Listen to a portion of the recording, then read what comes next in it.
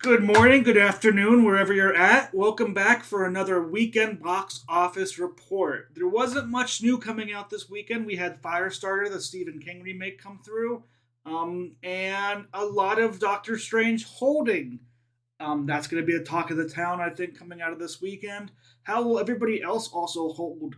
Obviously, Doctor Strange is going to drop a lot, but will we see any movies move up or hold pretty strong? How big did Doctor Strange drop? And did Firestarter start any type of box office movement, or was it killed before it had a chance to start? We'll get into that and more here on this box office report. But if you stop in this video and you like what you see, please leave a like and a comment down below. Subscribe if you like content like this. I put out box office reports every Sunday. I do other videos like movie reviews and rankings throughout each week. I'm excited to get into the summer movie season. Maybe I'll go see Firestarter tomorrow and put a review out. But I'm excited to talk about the box office, so here we go.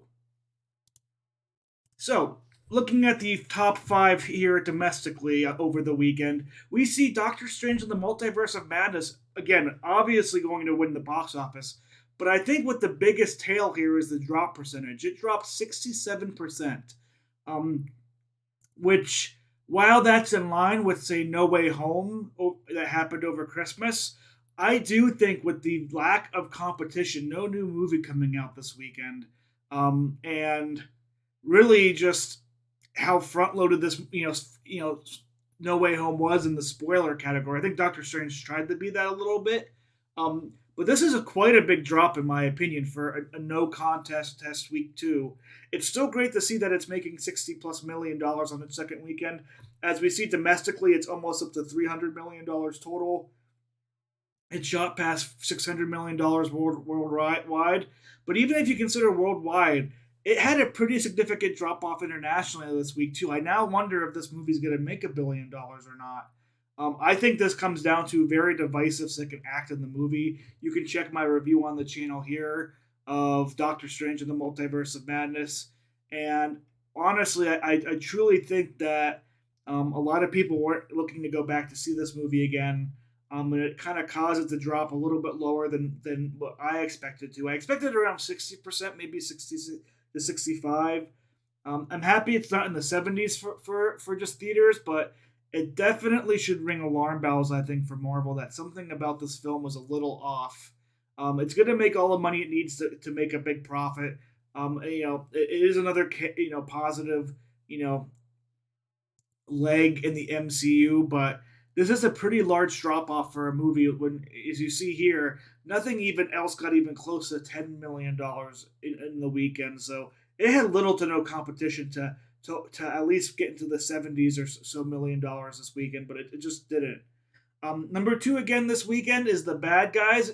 It and Sonic, in two and three, really had strong drop percentages under 30%. You definitely saw that some of the audience that didn't, that maybe went to see Doctor Strange last week, went to go see these movies or not. They definitely have that family rewatchability factor. But we see The Bad Guys here at 6,900,000, and Sonic the Hedgehog 2 at 4,500,000. Solid holds over. Sonic almost going about a month in theaters now. Had a pretty successful run overall here domestically. I think Paramount's going to be super happy with that film. The Bad Guys is slowly but surely climbing up the charts with DreamWorks. I think for an original IP, this isn't the biggest hit animation wise for DreamWorks in animation in total, but I think they'll be happy with overall with a brand new IP with this success, and they might have had made more if Sonic the Hedgehog 2 wasn't just a big driving force in that family market along the way. Number three, we see number four, not number three. Number three was Sonic the Hedgehog, but number four is where Firestarter comes in its opening weekend. The Stephen King book remake with Zac Efron leading came in a little bit under $4 million here domestically, a little bit under $6 million worldwide. This movie had very little advertising. It had horrible, horrible reviews from both critics and with the C minus, a C or C minus score on the cinema score from fans. This wasn't well liked. I think I'm going to go and see it tomorrow. give it a review. I want to see everything that kind of comes out in theater, so it would be bad on me if I didn't go and see this weekend just to give it a chance. But Firestarter did not have a good box office opening weekend, and its worldwide total definitely and domestic total definitely took a hit whenever it couldn't even pass up two movies that have been out for multiple weeks at this point. And then the fifth place is the biggest story of the box office season so far, in my opinion, and that is Everything Everywhere All at Once, holding the number fifth spot again, only dropping 6%. This movie has now been out for over a month. Um, wide release in America. It's held on to a very small amount of theaters, only a little in between 1,000 to 2,000, and it continues to hold in and or hold the best out of any movie that's wide released each week. It's now pushing $50 million domestically total wise, and it's past that mark worldwide. This movie easily is now making A24 profit. It's going to get over $50 million, I believe. And until we see another movie unseat this, it seems like Everything Everywhere All at Once is just picking up that same 10 to 20% drop off or less every single week, and it's just making money week after week after week off a positive word of mouth. And a truly inspiring film that makes you want to go and rewatch it to kind of figure out all the little clues that happen throughout. Again, you can check out that review on my channel here, as well as any of the other reviews on this list besides Firestarter. Um, but Everything Everywhere All at once again, holding onto that top five spot, which means we had some movies drop out of the top five this week that were there for the last few weeks. Going on to the next slide, we're going to have Fantastic Beasts and the Secrets of Dumbledore get beat out by Everything Everywhere All at Once, in dropping 43%, a pretty huge drop off without any new movies coming out, for a total of $2 million and 420,000. It did push it above $90 million domestic. It's going to fight tooth and nail to try to get to that $100 million domestic. I don't know if it'll get there. I don't see it getting to $30 million worldwide. It's gonna. We'll see. Maybe it will. Maybe I'll be surprised. But Fantastic Beasts and the Secret of Dumbledore massively underperforming with word of mouth as the weeks go on. And we're seeing it drop and drop and drop, where Sonic and the bad guys have held on to their top two spots respectively. Fantastic Beasts now joins some other movies in the land of dropping down below Everything Everywhere All at Once. And maybe even next weekend dropping off, behind the number 7 movie this week, The Lost City. Man, Sandra Bullock and Channing Tatum, they might not have had the biggest hit critically or audience wise, but they've had a successful week after week turnout overall. And this movie only dropped 37% when it released on digital this week. It made just over $1,700,000. It is pushing far and far towards that $100 million domestic total. It bumped itself up to $155 million worldwide. This movie is one that has had long legs, and I'm interested to see next week. Will it be able to bump Fantastic Beasts further down this list, or will it kind of get pushed out of theaters as we see movies like Downtown Abbey, A New Era, and Men come out? I don't know. I think Lost City may hang in there, but I wouldn't be surprised if theaters push out the Lost City for the Downtown Abbey movie, which I'm excited to potentially go and see next weekend.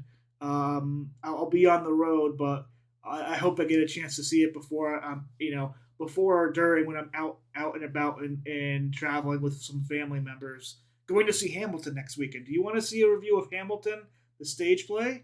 Let me know in the comments below. But that's where The Lost City comes in number 7. Falling below The Lost City this week is The Northman. It dropped at 41% again, making about the same amount as The Lost City. It's a little bit over $30 million now domestically. It's trying to get to $60 million worldwide. But The Northman is continuing to fall off, and I imagine with Men coming out next week, and definitely Top Gun in 2 weeks, this movie does not have much longer to play in theaters. And its run is just about over. I love The Northman. You can see my review again on the channel. One of my favorite movies of the year, maybe even my favorite. I don't know. I go into that more in my reviews, but It comes in at number 8. Number 9 is The Unbearable Weight of Massive Talent. Didn't have the biggest drop this week, but I think at this point the damage has been done. It hasn't even made $20 million domestically in its fourth week. It hasn't even, it's $23 million now in its fourth week worldwide. Nick Cage did not draw the box office, neither did Pedro Pascal. We talk about this week after week, but The Unbearable Weight of Massive Talent has one last week here in the top 10 before I think it falls out of the top 10 next week. And surprisingly enough, I wonder if this is the drive-in theater that brought this movie back, but Uncharted finds its way back into the box office top 10 with not the biggest box office, only $550,000. But as you see, that's a huge plus percentage. It wasn't really in theaters the last couple weeks. And it gets us a chance to talk about how this movie performed overall. Its worldwide total just under 400 million. Its domestic total just under 150 million. Pretty solid outing for Tom Holland in this video game adaptation that I honestly you can check my review, but I didn't enjoy very much overall. But I wonder with the drive-in theaters coming in soon, or even maybe dollar theaters getting back into the marketplace, if that's why Uncharted was able to jump over some of the likes of Father Stu, Morbius, and the new Liam Neeson movie to take the number 10 spot in the top 10 domestically over the week. It's kind of cool to see a movie jump back up with that, and I'm interested to see if we see any other movies had these big kind of comebacks per se. But without that, though, let's go and look to see where are we domestically so far for 2022 in the top 10 list. There was a couple small changes, but the main story here is Doctor Strange catching up to the Batman. It's within $100,000 now. We're seeing the Batman, it's going to make just stop around $370 million worldwide in that amount. Doctor Strange 2, with the Multiverse of Madness, is at $291 million worldwide right now. Definitely not the $300 million I think they hoped they would have been at after 2 weeks, but I definitely think by not next weekend, but the weekend after, when Top Gun releases on Memorial Day, I think we're going to see the Batman be taken over from the number one movie in this chart, and I think Doctor Strange is on its way to being the number one movie domestically, at least for a small period of time here, going into the summer movie season. Sonic the Hedgehog 2 continues to buffer its lead over Uncharted. The Lost City sitting at number 5 again, trying to hit that 100 million mark. Fantastic Beasts: Secrets of Dumbledore again, trying to cling on to all life, see if it can catch up to the Lost City, see if it can catch up to that $100 million mark. I don't think it will, but we'll see over the next few weeks. Scream 5 holding that number 7 spot while it has it before summer movie season really gets into hold. Morbius the same way, holding on to number 8. Its run is pretty much dead in the water. If you had Scream 5 making more money domestically than Morbius this year, tip of the cap to you. It's pretty impressive that Paramount here with Lost City, with Sonic the Hedgehog 2, and with Scream 5 has had 3 top 10 movies going into May that are all pretty much overperformed where I think people thought they would, while having Top Gun in the barrel down with raving reviews coming out this week from critics. I'm so excited to see that movie in a couple weeks. I'm going to go to an IMAX early screening on Tuesday before it releases. And I've been telling people in my family and friend group, you are going to want to buy tickets ahead of time to go see this movie because I think it's going to be a massive hit. And I'm looking forward to seeing Tom Cruise back in that role for Top Gun Maverick. But new on this list, though, is The Bad Guys. Its slow push has now pushed it up to number 9. It has knocked off the Jackass movie. And it moved Dog down to number 10. We see this at $66 million. It's going to be probably passing up Morbius next week. Might get up to Scream 5 levels, but I don't think it's going to go much past further than Scream 5. And Dog, with about 1 or 2 more weeks left in the top 10, kind of ends its little polite, nice run in the top 10 domestically for the year. Very solid, enjoyable film. Not the best thing in the world, but, I think it showed a lot of audiences like it. The fact that it was able to perform so well here domestically and hold this top 10 spot for as long as it did when other movies just did not hold up in that spot like we maybe thought they would. But I think the new story, though, is the international box office for the worldwide films. Here we see Doctor Strange again. It's really starting to get close to the Batman here as well too. Um, Under 200,000. Again, I don't know if it gets it next weekend, but it definitely will get it in 2 weekends. But it passes up the Battle of Lake Changjin too. Funny enough, if you look at all the Chinese movies on this list, they all went down a little bit in worldwide box office as the reporting kind of comes through overseas. They still haven't really moved much with that down period, but who knows? We might see Too Cool to Kill get passed up by Secrets of Dumbledore next week. But the Nice View, Too Cool to Kill, and the Battle of Lake Cheng are still holding their top 10 spots from their international performances. Uncharted, holds number 4 overall, trying to see maybe with some new releases with drive-in series if it can push to 400 million. I don't think that it will. Fantastic Beasts itself trying to push the 400 million, but it's not going to get there. Its only hope of getting higher on this list is if Too Cool to Kill keeps coming down 4 to 5 million each weekend, and then it goes up a couple million the next couple weekends. Sonic the Hedgehog 2, though, it will not catch Fantastic Beasts worldwide. Showing its domestic strength is really what drove its box office so high. It didn't have very much worldwide appeal.